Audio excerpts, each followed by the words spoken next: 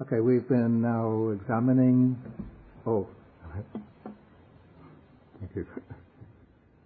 Namo tassa bhagavato arahato samma sambuddhassa. Namo tassa bhagavato arahato samma sambuddhassa. Namo tassa bhagavato arahato samma sambuddhassa. We've been examining the shorter discourse on the simile of the elephant's footprint. And just to recapitulate, the Buddha is now set out to show what he calls the true application, the true and complete application of the simile of the elephant's footprint. He is correcting what he says is the mistaken application of the simile of the elephant's footprint by the wanderer Pilotika, which had been related to him by the Brahmin Janusoni. And now the Buddha is going to build up gradually to the explication of the simile of the elephant's footprint. And he does so by laying down what is called in the text the gradual training, anupubasita. And this is the complete course of training, of spiritual training, leading all the ways to the final goal of early Buddhism, the attainment of complete liberation.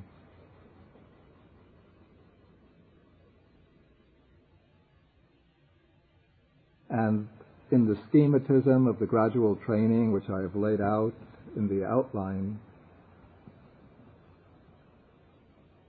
I put the first category as being certain preconditions for the gradual training. And the first of these is that a Buddha arises in the world and teaches the Dhamma. And this precondition is described in the text by a certain fixed formula, the first part of which I discussed last week. That is the formula which describes the arising or appearing of the Buddha in the world, and which enumerates the 10 primary principal qualities or epithets of the Buddha. Those terms for the Buddha which convey his special qualities, those qualities which enable him to function as the revealer of liberating truth. And from this description, it might appear as though a Buddha appears in the world fully enlightened, but from other texts in the Majjhima Nikaya, we know that the Buddha did not appear under such conditions, but that he appeared as a human being who had to undergo his own quest and struggle for enlightenment. But by virtue of his own prior training over many, many past lives, he had acquired all of the spiritual perfections, the qualities that later come to be called paramis or paramitas, which enable him, upon attaining enlightenment, to attain enlightenment as a Sammasambuddha, a perfectly enlightened one who has the qualifications, the capacity to disclose the Dharma in its fullest dimensions, in its full breadth, majesty, and detail to the world. And so all of these functions of the Buddha are summed up in this formula of 10 epithets, 10 titles or designations of the Buddha, which I explicated last week. And now we come to the next sentence. And something I'll read the translation, though there's something I don't like in it. Okay. He declares this world, actually there are several things I don't like in it now. He declares this world with its gods, its maras and its brahmas, this generation with its recluses and brahmins, its princes and its people, which he has himself realized with direct knowledge. The first thing I don't like in comparison with the Pali is that the phrase which he has himself realized with direct knowledge comes at the end in the translation. This isn't a Pali class, but let me just take a liberty of reading the Pali. Now I know. Okay, so, what I don't like is that he declares this world comes at the beginning, but in the Pali it comes, so imang lokang sadevakang, samarakang sabrahmakang, sasamana brahmaning pajang, sadeva manusang sayang abinya sachi katva pave deiti. But this is the way I would now render the Pali. Having realized himself with direct knowledge, this world with its devas, mara, brahma, this population rather than generation, it's this whole community of living beings, having realized this population with its, now I refer as ascetics to recluses, with its ascetics and brahmins, with its devas, gods and humans, he declares it. You see, the sequence in the Pali is that first he has the knowledge, the realization, then he declares it. But in the English, you have the declaring coming first, and then the knowing realization coming afterwards. So in the Pali, it sort of builds up to like a climax. First, there comes the knowing, and it's like the world, and then you see, first comes the world, and then one layer of beings after another, with its devas. The devas are here, they would be the lower gods, the gods in the heavenly realm. Then the text says samaraka, which could be just with one mara. Mara is a particular deity who is regarded as the epitome of, or maybe not the epitome of evil. He's not the equivalent of the devil in Christianity. He's not concerned to bring people, living beings, to hell. But he is concerned to prevent people from escaping the bonds of sensuality, particularly to prevent them from gaining liberation, from attaining nirvana. So if human beings remain happily engrossed in worldly enjoyment, he's quite satisfied. He doesn't want to leave. He doesn't have any concern to lead them to hell the way Satan in Christianity is depicted. But when anybody makes an effort to strive to break free from the bonds of sensuality, and particularly to break free from the bonds of samsara, then Mara becomes agitated. And Mara, as is depicted, whether this is myth or there's some real truth to it, he's depicted as a general or prince at the head of a whole army of little evil deities, little Maras. So when people of little merit seek to gain liberation, then big Chief Mara doesn't go and try to disturb them, but he sends one of his little henchmen to create trouble for them. Like sometimes when if you sit down, you want to meditate, then suddenly you have like visions of delicious food pouring into your head, or you have itching restlessness to do this, to do that. Don't start swelling with conceit and thinking that big Mara is creating trouble for you. It's probably Mara is sending one of his little Maras, little like one of the pawns in his game, to create that trouble.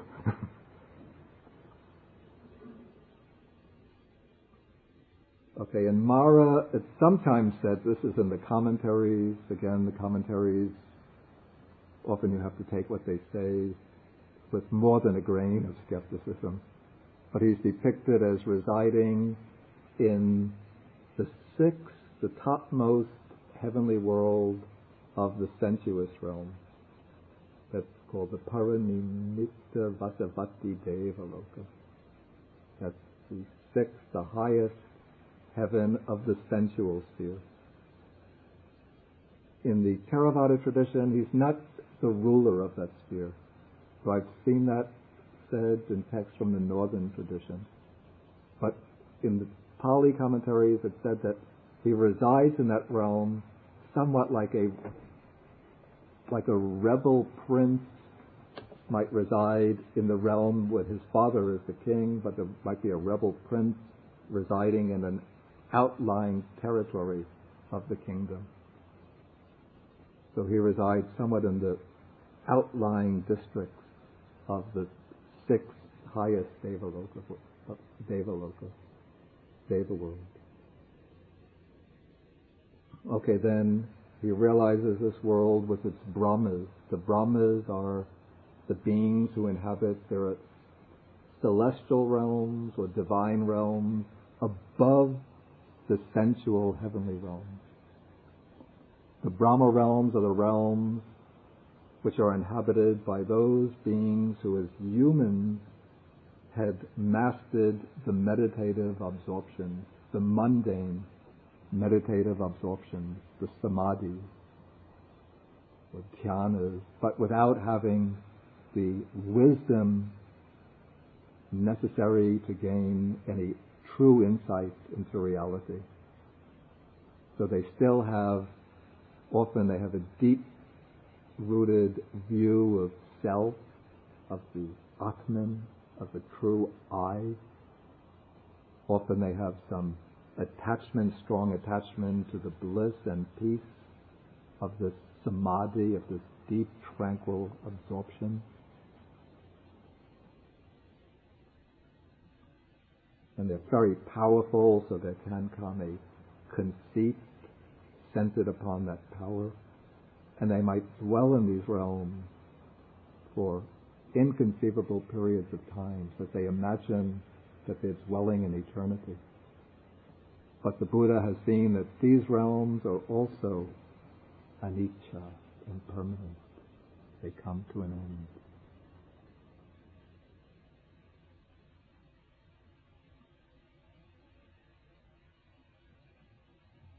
Okay, then the next phrase, this world, its gods, its maras, its brahmas, pajang. Here in the middle-length discourses, I think it's Nyanamoli, I think I follow Nyanamoli, is using generation.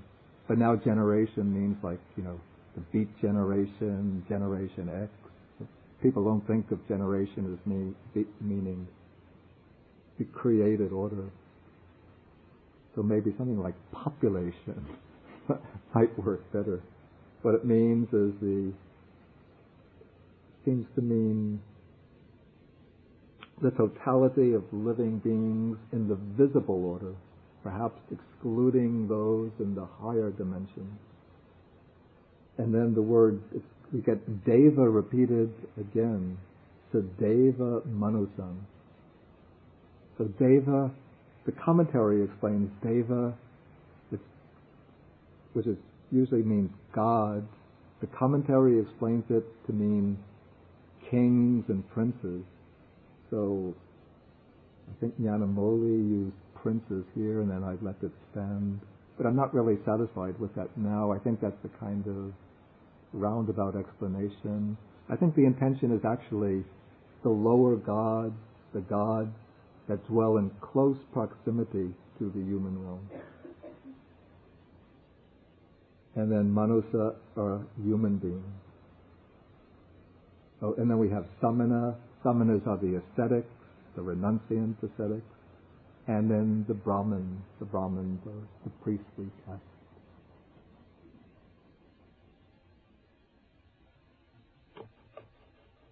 And of course, in the India of the Buddhist time, these two groups, the ascetics and the Brahmins, would have been of special importance.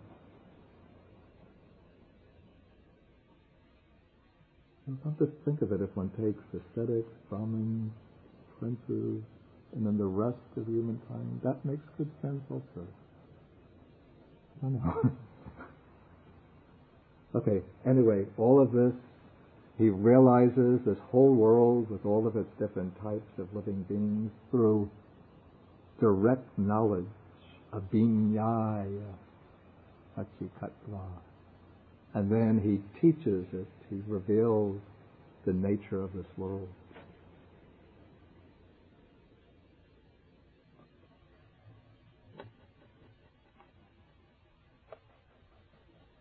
Then he teaches, what's most important is that he discovers the Dhamma being the ultimate truth, the nature of things, as well as the path to liberation.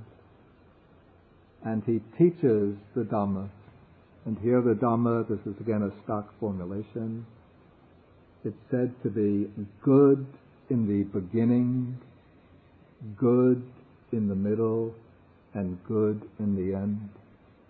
And then the commentaries give different ways of understanding beginning, middle, and end. Beginning can be understood as the basic ethical teachings of the Buddha. The middle could be understood as the teachings on mental purification, the higher development of the mind. Good in the end could be understood as the realizations that come through wisdom, the fruit of the spiritual life.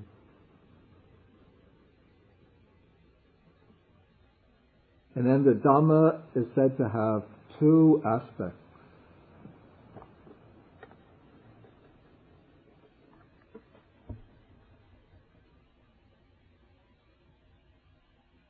These two aspects are meaning and phrasing. I write the Pali words since they're both important.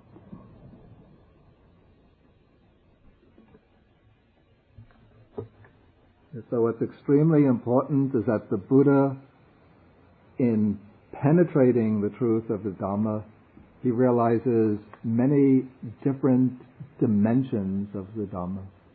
And when he teaches it, he teaches this Dhamma by way of what he wants to disclose, to reveal, to expound, is the meaning.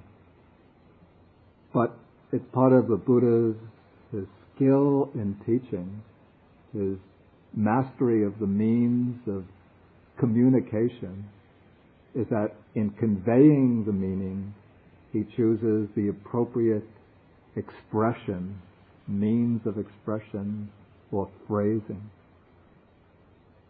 So he chooses the phrasing, the expression, which is appropriate for the communication of the meaning.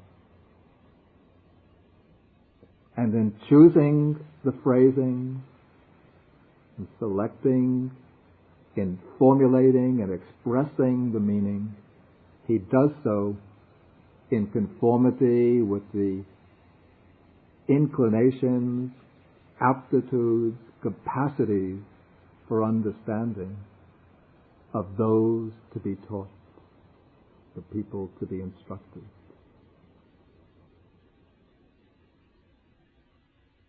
For this reason, the Buddha can use many different means of expression to convey essentially the same meaning. So we have a variety of terms in the text that convey the same idea. Just to take one simple example, now on Saturdays I've been explaining the 37, call them Bodhipakkhiyadhammas, aids to enlightenment.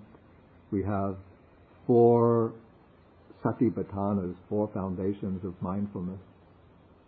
Then we have in the Noble Eightfold Path, right mindfulness. And we have in the 5 faculties, the faculty of mindfulness, the 7 enlightenment factors, the enlightenment factor of mindfulness. Okay, these are different expressions, but what they amount to in terms of meaning is the same thing. And again, amongst the 37 factors of aids to enlightenment, we have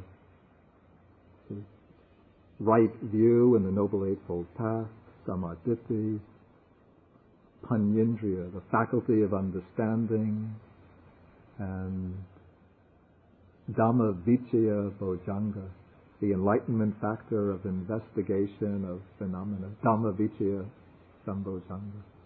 Here, the terms seem very different, but when you inquire what is the substance of these 3 things, it's the same thing. It's the faculty of wisdom, Panya, just appearing in different modes, different aspects. Okay, so the Dhamma has the aspect of meaning and phrasing, and then the Buddha reveals what's called the Brahmacharya, here translated holy life, so maybe it carries a little flavor of Christianity, but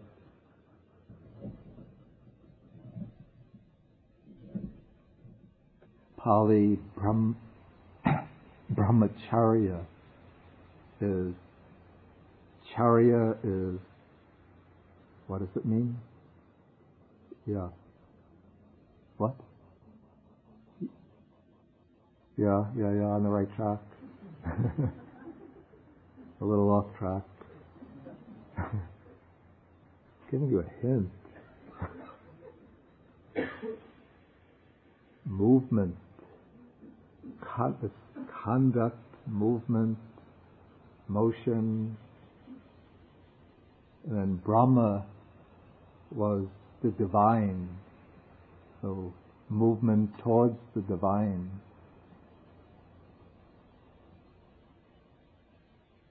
Or movement which has a divine quality to it. But then it takes on the meaning of a divine way of life, a spiritual way of life.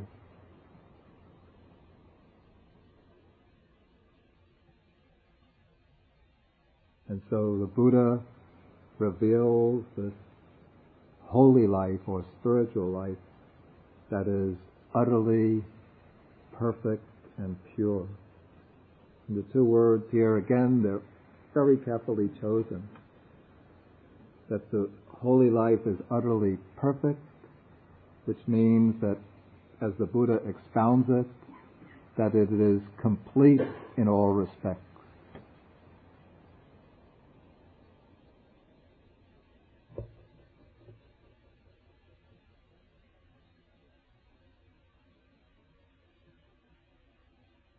Paripunang is the sense of completeness. And Parisudang has the sense of purity, that there's nothing defective in it, nothing impure in it.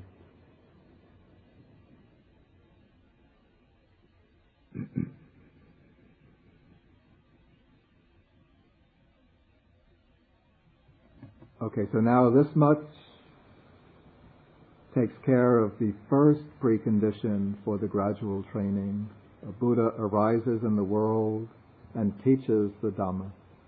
This, we can say, is the aspect of the disclosure, the appearance of the liberator, the disclosure of liberating truth, and the revealing, expounding of the path to liberation.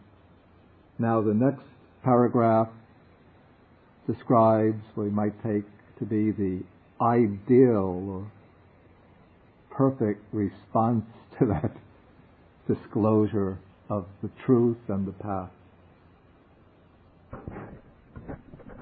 Don't be afraid, I am not storing up sets of saffron robes in the next room. A householder or householder's son or one born in some other clan hears that Dhamma. On hearing the Dhamma, he acquires faith in the Tathagata. Okay, so the Dhamma is expounded, and there has to be a hearing of the Dhamma. And not simply a hearing, but the Pali word sunati, or savana, sunati, implies, like the Chinese thing, it's also a listening, not just like we hear the birds singing or hear the sound of rain falling, but it's an active listening to it, a listening with the intention of understanding, and a listening which is motivated by an interest, by an active concern to understand. And then that listening coupled with that intention to understand gives birth to saddha. Saddha means faith, the acquiring of faith in the Tathagata. Because now when the Buddha is expounding the higher Dhamma, we really need two of these books down.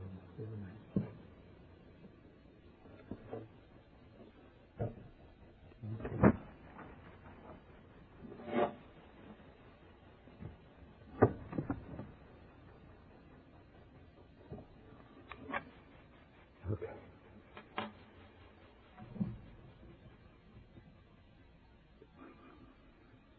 Peaceful solution to the problem. Okay, when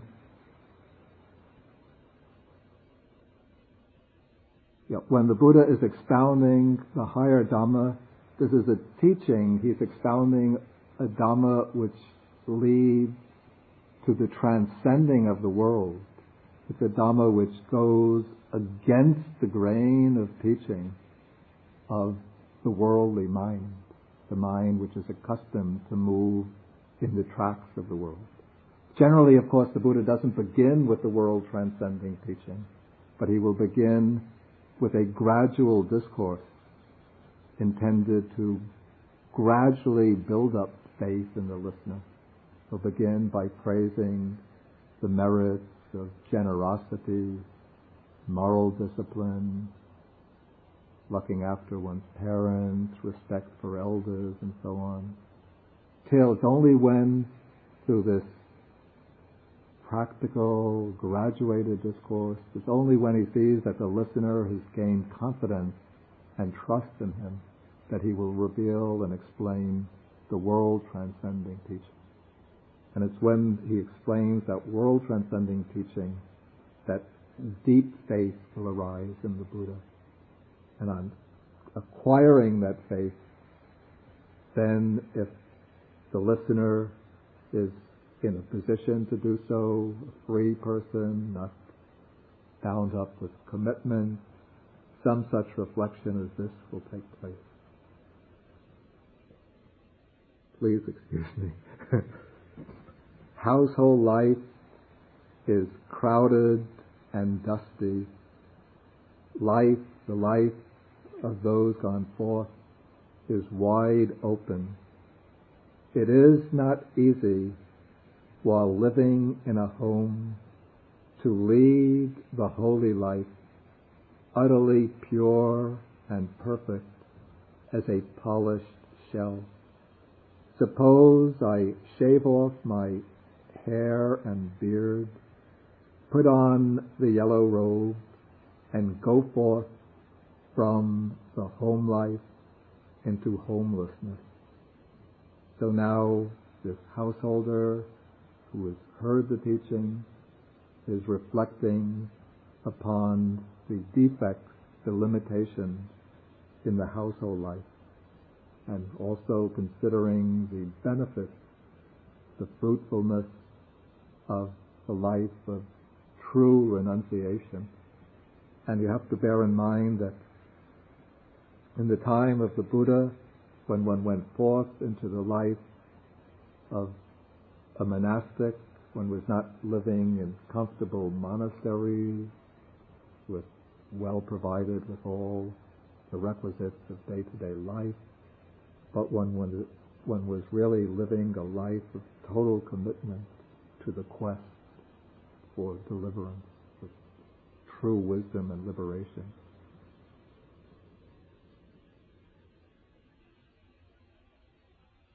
And so now, this householder, on a later occasion,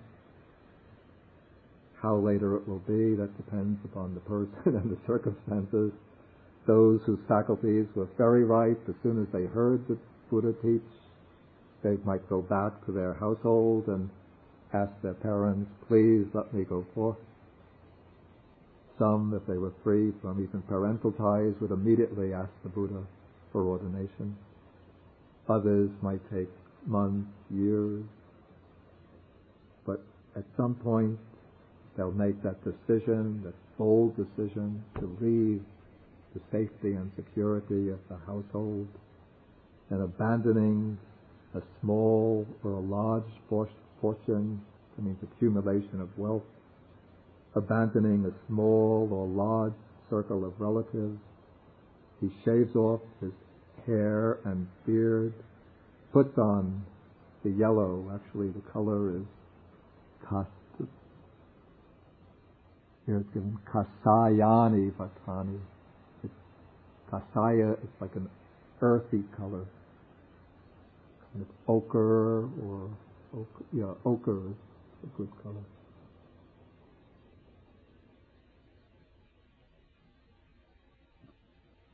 The dyes that they use to make the robe, taken from bark of trees or from certain types of wood, which give a brownish, yellowish brown color. It's not a bright yellow. Puts on the yellow robe and goes forth from the home life into homelessness.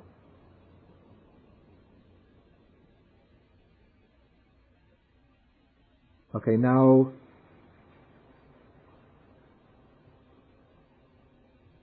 the Buddha teaches that within his system there are four stages of enlightenment. I won't describe the differences now, we will come to them as we go along. And he teaches that it is possible for lay people, householders, to achieve three stages and to continue living as householders. The fourth stage and last stage, the stage of arhatship, can also be attained in a few instances, has also been achieved in a few instances by householders. But when they do so, in some cases it has been by householders just before dying, just on the verge of death, they achieve that final stage of enlightenment, of liberation, and then they realize final nirvana with their death, so fully liberated with their death. In the other cases, in the canonical texts of householders who achieve arhatship as householders, very soon after realizing it, they go forth into homelessness, because there's no longer even the least bit of attachment to the household life.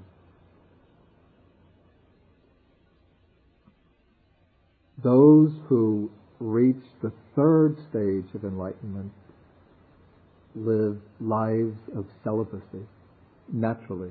There's just no possibility of any sensual indulgence for them anymore. But there seems to be some reason that keeps them tied to the household life. It might be some family obligation.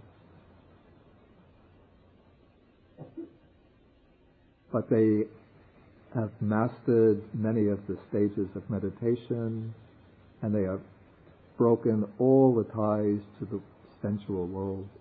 So when they pass away, they will take rebirth in one of the special divine realms, and in those realms they will reach final nirvana.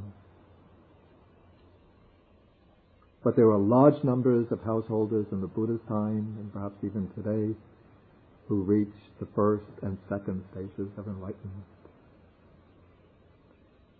But here the Buddha is going to show the path to liberation in its complete purity.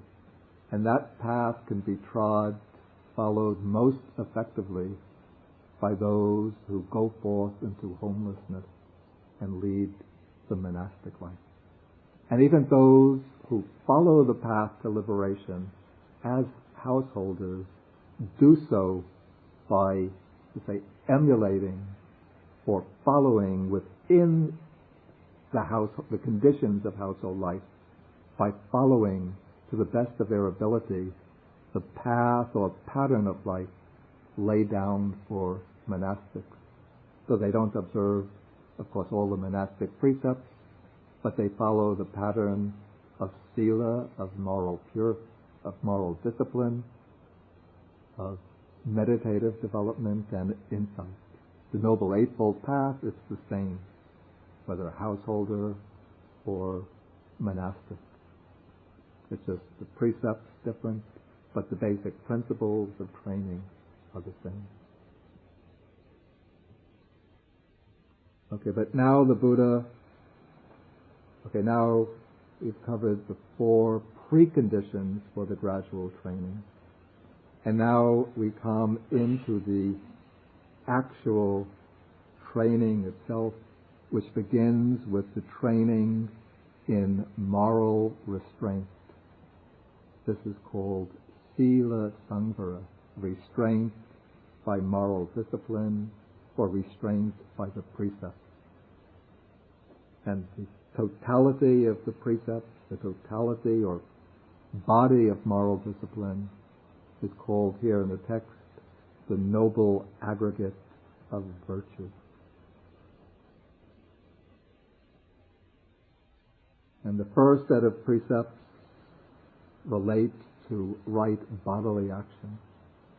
Having thus gone forth and possessing the bhikkhu's training and way of life, abandoning the killing of living beings, he abstains from killing living beings. With rod and weapon laid aside.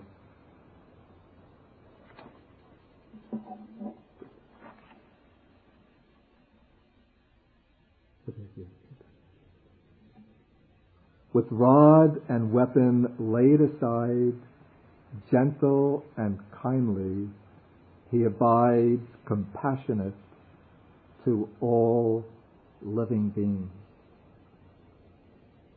Okay, this is the statement of the first aspect of moral discipline. And we'll see in most of these aspects, or many of these aspects of moral discipline, that there are in many of these principles of moral discipline, that there are 2 aspects. I think I mentioned this last year, but it's worth repeating, especially for the newcomers. There's an aspect of, I'll use the Pali words, an aspect of restraint and an aspect of what I call positive performance.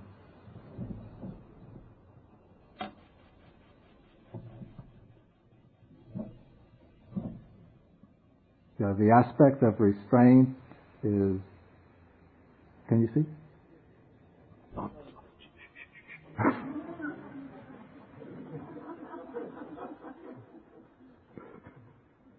Okay. The aspect of Okay, the aspect of restraint is varita, from the root var. That's the aspect, that's the root you must have been talking about.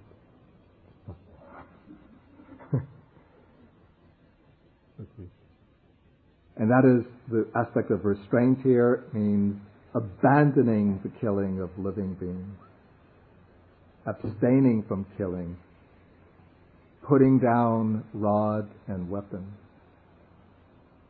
Then the aspect of positive performance, or positive conduct, is charita, from the root char. Have you ever seen that root before? Where have we seen it? What does it mean?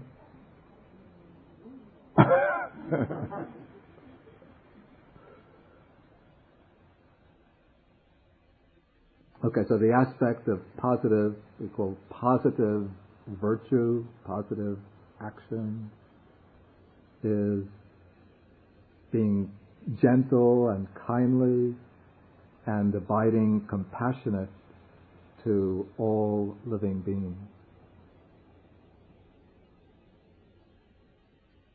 Okay, then the second principle, abandoning the taking of what is not given, that is avoiding stealing. He abstains from taking what is not given, then taking only what is given, expecting only what is given. By not stealing, he abides in purity, or you might say in honesty. So this is the positive aspect, is dwelling, living honestly.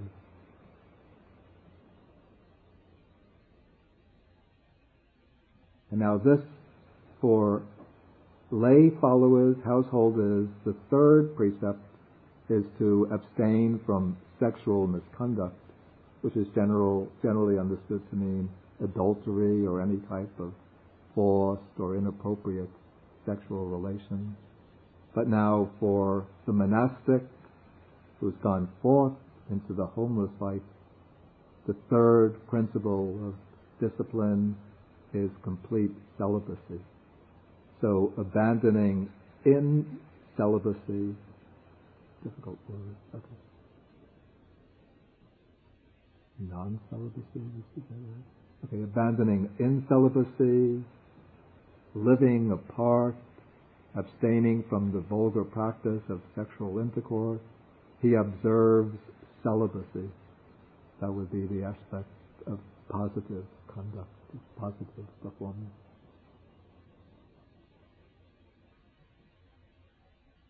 Okay, so these are three principles of right bodily action.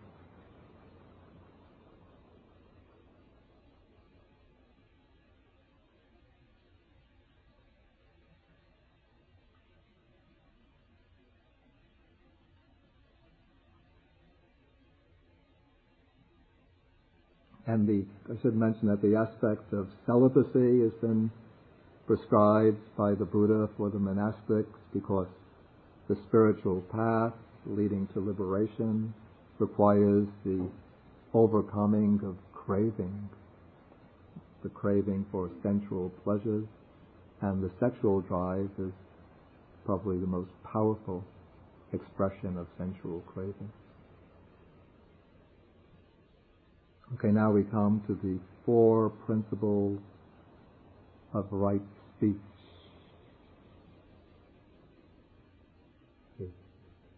He abandons, or abandoning false speech. He abstains from false speech. That's the aspect of restraint.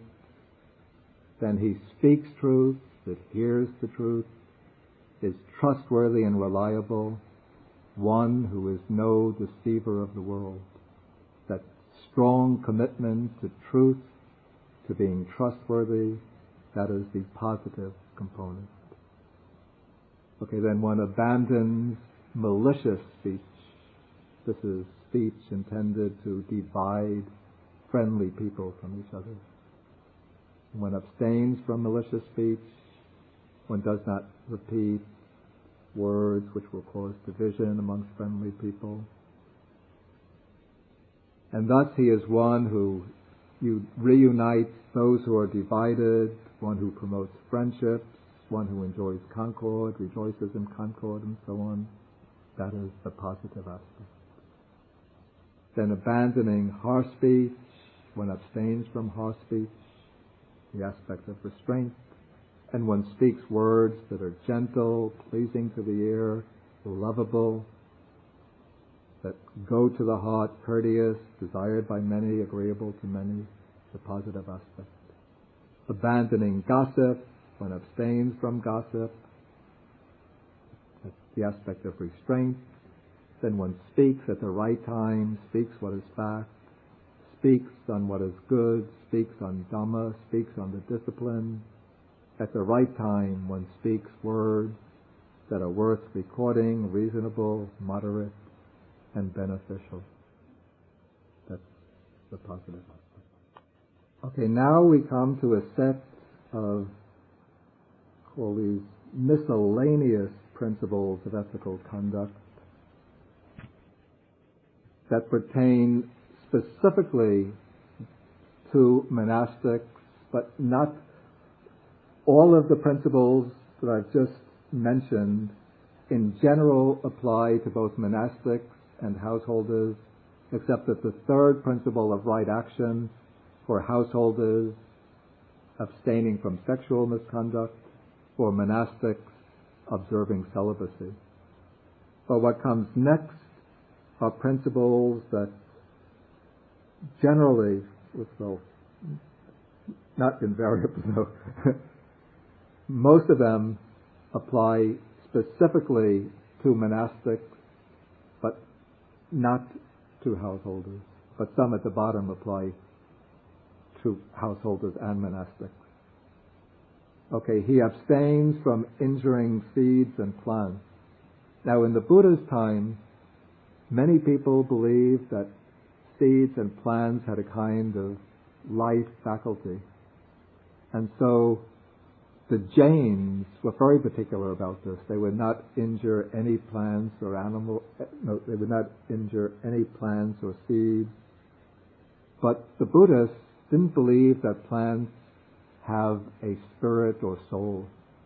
And so they did not, in the early days, they did not really care very much whether they would pluck flowers, the Buddhist monks, or they would step on seeds when they were walking, sometimes carelessly, or when cutting fruit, they would cut the seeds.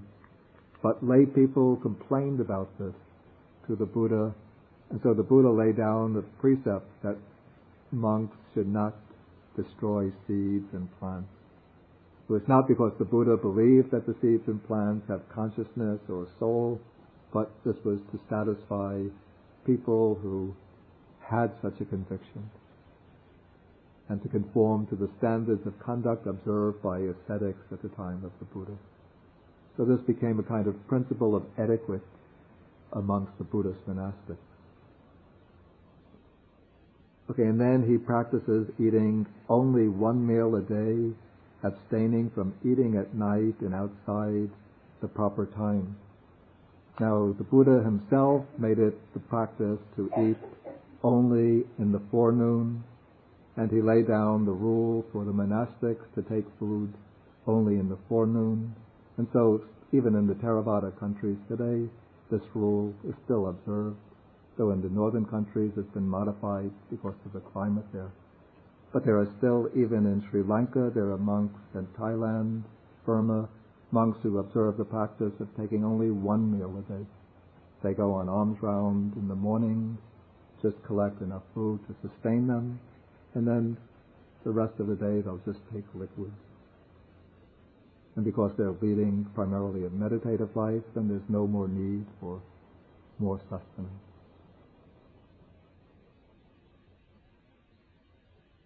Okay, then he abstains from dancing, singing, music, theatrical shows, from wearing garlands,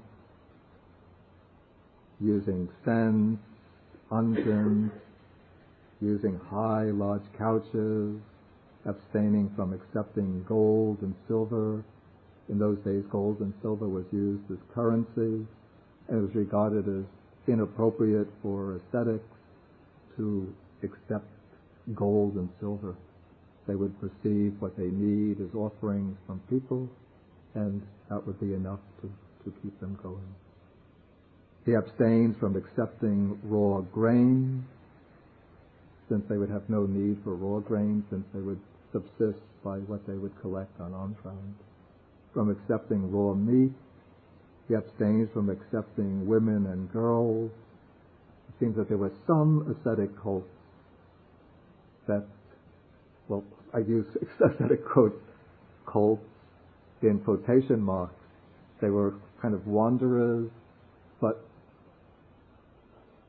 they would demand from their followers or devotees, please give me beautiful young girls. And that would be like considered, the lay people wanted to make the greatest offerings to them, they would offer them their daughters. But the Buddha had to institute this principle that no accepting women or girls.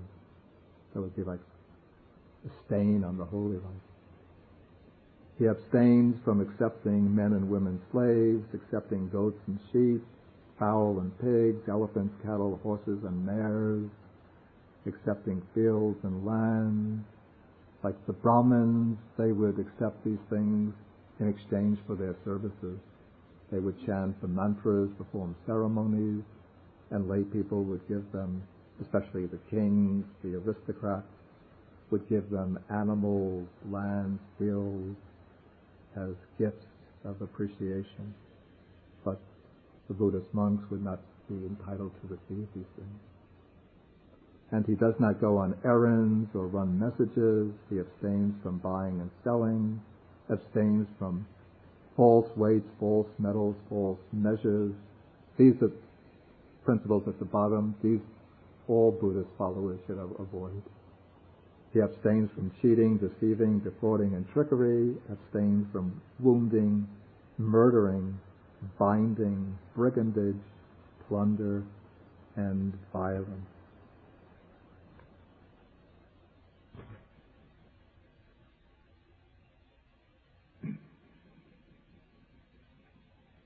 And I group many of these rules, principles of restraint, I say in the sheet, that they relate to right livelihood. Right livelihood means not only an occupation or means of work, but it's the means by which one acquires the requisites of existence. And so a monastic has to obtain the requisites of existence in a proper way and has to receive the appropriate requisites of existence, not things which are contrary to the standards of a renunciate life. Okay, I think this will be enough for the discussion tonight. If there are questions, then please. They can eat wild fruits, but the fruits would have to be picked up and offered to them. You see, there's a principle that a monk is not entitled to take an edible item himself and then just eat it on his own. But any edible item has to be offered by being placed into his hands or placed into an object in his hands. And so if there are fruits that he wants to eat, then he could designate a person, a lay person, to pick them and then offer them to him. You see, but it was a practice, you see, in pre-Buddhist India and in the other ascetic communities. They would go into very isolated areas and they would just live on the fruits that would fall off the trees. But in that way they could live in complete isolation from human contact for long periods. But it seems the Buddha deliberately wanted to make the monastics live in a kind of dependence upon the lay community by requiring them to receive food from lay people and to receive it fresh every day. And so in this way they would have to come into contact with people, and this way they would provide an example and also give opportunities for teaching. the Dhamma to people. And that created that sort of bond of solidarity between the Buddhist monastics and the lay community, which has sustained Buddhism through the centuries.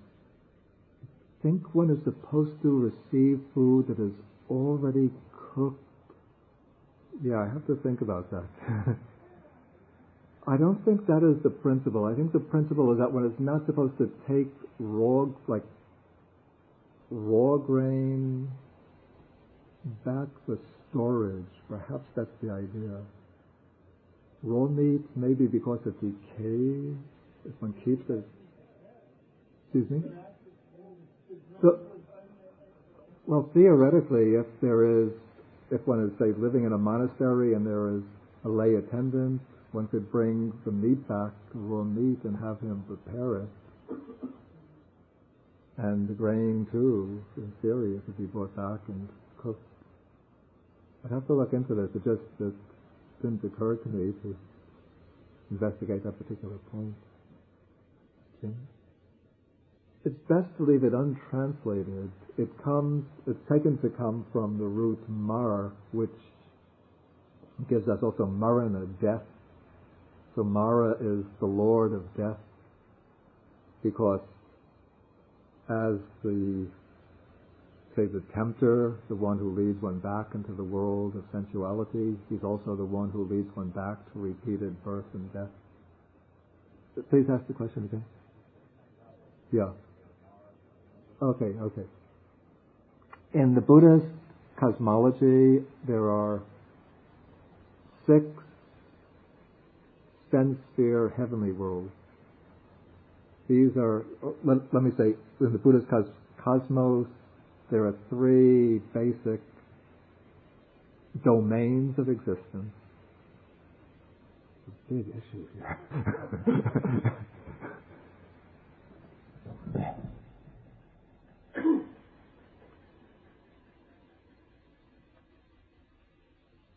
Okay, there's the formless realm. No, it's a realm with it has 4 planes of existence. There's no matter, no material substance there. These realms are reached through the 4 formless meditative attainments. There's no material substance, but there's consciousness, perception, abiding without any material body, without any material objectivity. There's individual consciousness, so it's very difficult to conceive. Then there's what is called the form realm, in which there's very subtle matter, and the beings who dwell here, they achieve this through the jhanas, the very deep states of samadhi, meditative concentration. And they dwell here most of the time in deep absorption. They have subtle material bodies, and they live for long periods of time. There's no sensual indulgence in these realms. But all of these are still impermanent. After many aeons, existence will come to an end here, and the beings will take rebirth elsewhere. The sensual realm, we have 6 heavenly realms. The human realm. And the human realm, we share our world with the animals who are visible to us. And then there are also what are called the ghosts, or unhappy spirits. These are beings who have, after departing from the human realm with unhappy frames of mind, they dwell in close proximity to our world. Sometimes they interact with it, and they suffer from strong desires which they can never fulfill. Sometimes they're called hungry ghosts. Maybe probably just one subgroup within this realm are really the hungry ghosts.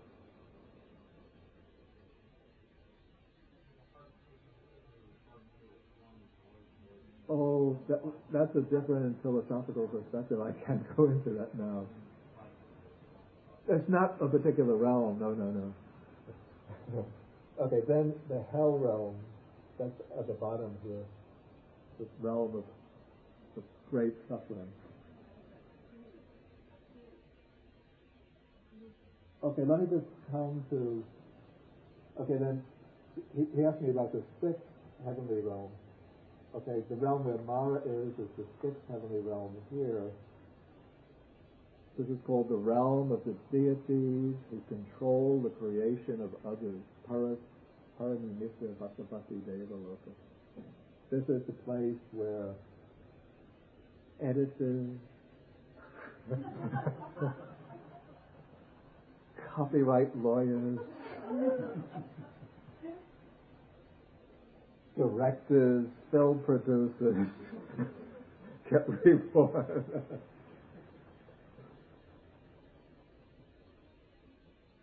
Okay, and then it said that Mara, according to the Pali tradition, Mara inhabits one corner of this realm as a kind of rebel prince. He's not the ruler of the realm, but a rebel prince in one corner. I've read in some texts, maybe from Sarvastivada tradition, say that he's the ruler of the sixth heavenly realm. Then the Asuras, you see in the oldest Buddhist texts, they speak about 5 realms. They don't count the Asuras as a separate realm. But the Asuras are in some way connected with the Tava things or Triya things of the 33, heaven of the 33 gods. They're depicted as a class of beings in constant conflict with the 33 gods. So then later they become sort of blocked off and counted as a separate realm. So then you get the Asuras as a separate realm down here, separate from the heavens. But in the oldest text,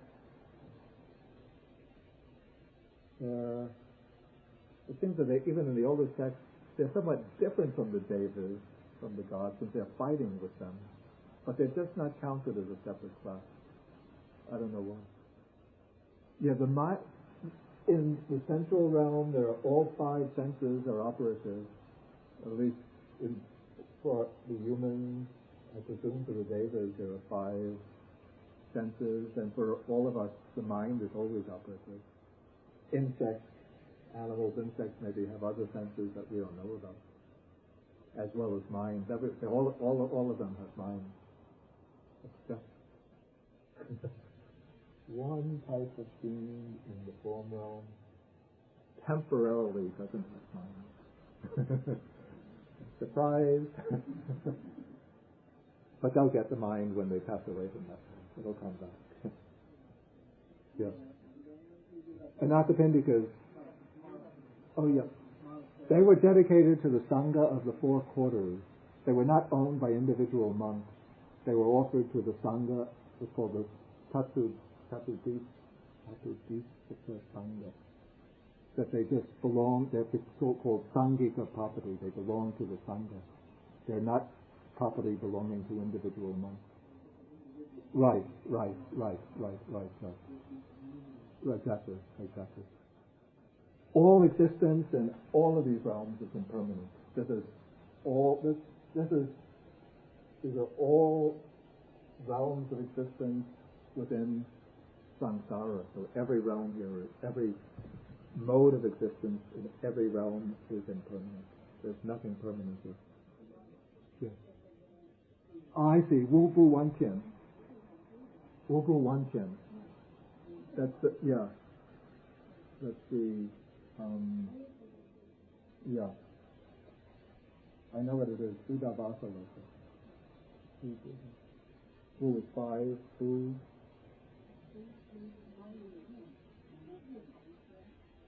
Wu Bu Wan Tian. I see. Wu Bu Wan Tian. Non-returning, I see, that's called non-returning heaven. I see. In Pali they're called the pure abode. Sutta. Yeah, they are in the form realm. Okay, the form realm has different layers, different systems, Abhidharma systems, count the layers differently. Now, most of these are realms, they're all impermanent, but most of these are purely samsaric realms. But within the form realm, there's one special block that's a very high-class block, like there are these neighborhoods, they call them, like in New York City, but there are some like neighborhoods where you have to use a special pass to get in. There's a term for them? Gated communities, exactly. Yeah, gated communities, right. Okay. Okay, this is a gated community. And to get into this community, you have to show a particular path. The path says, anagami, non-returner. Having realized non-returner as a human being, perhaps in one of the lower deva worlds, you could also realize it. Right. So you get reborn in one of their 5 levels here, depending upon one's level of attainment, the degree of jhanic attainment, meditative attainment, as a non-returner. And gets reborn in here, into the pure abode. And from here, there's no falling back into any other samsaric realm. From here, one could pass either directly from these realms into final nirvana, or else one could pass from a lower realm to a higher realm till one goes to the highest realm and attains final nirvana. Two-seater devotee. Yeah, what is that called in Chinese? Doswai. Yeah. Doswai is just transliteration. Just attempt to get the sound to Doswai. Yeah. Okay. Two-seater is, I think it's the third or fourth. Yeah, it's the fourth of the 6 heavenly worlds. Two-seater. Yeah, and it has, you think you know the details more than I. Yeah. So it has 2 sections, the inner realm for those which is sort of presided over by Maitreya Bodhisattva. For those who come, the inner court presided over by Maitreya Bodhisattva. For those who come to hear the Dhamma from him. Then the outer court are those who just hear who just enjoy the ordinary worldly pleasures of that heavenly realm, I guess. They don't have the Dhamma connection. Is that correct? Which what? There's no I anywhere in the cosmology. Yeah.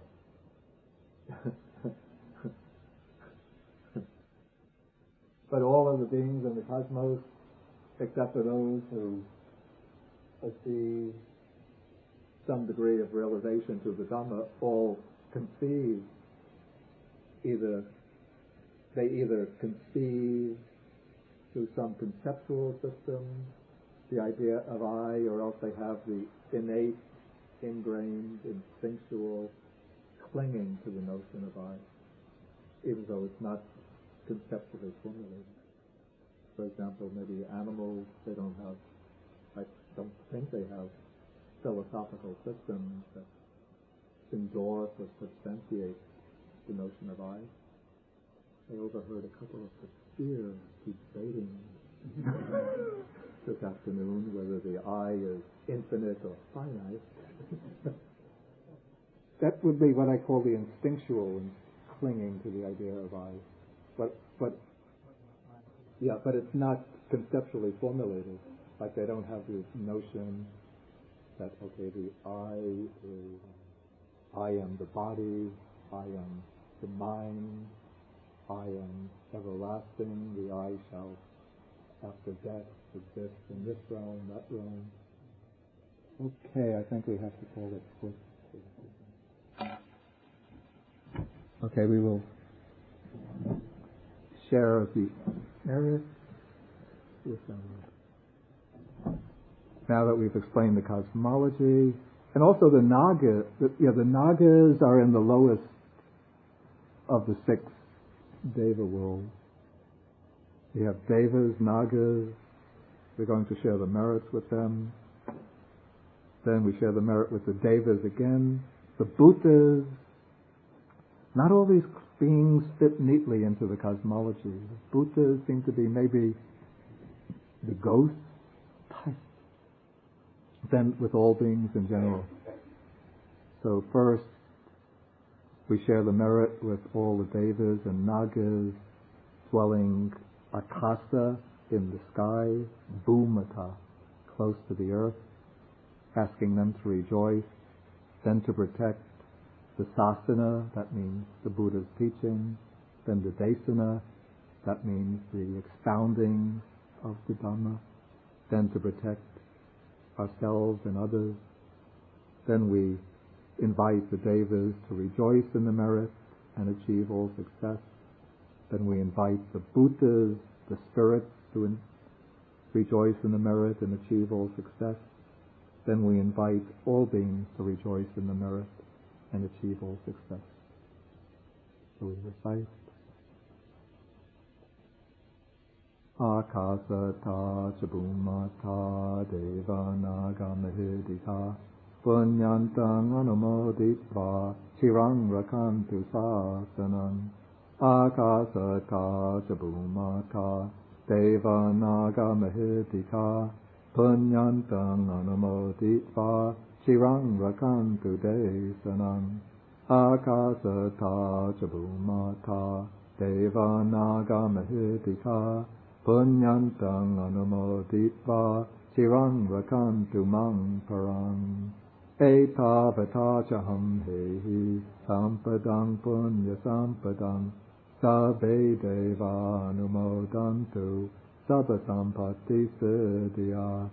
Etavatachaham hehi sampadang punya sampadang sabbe bhuta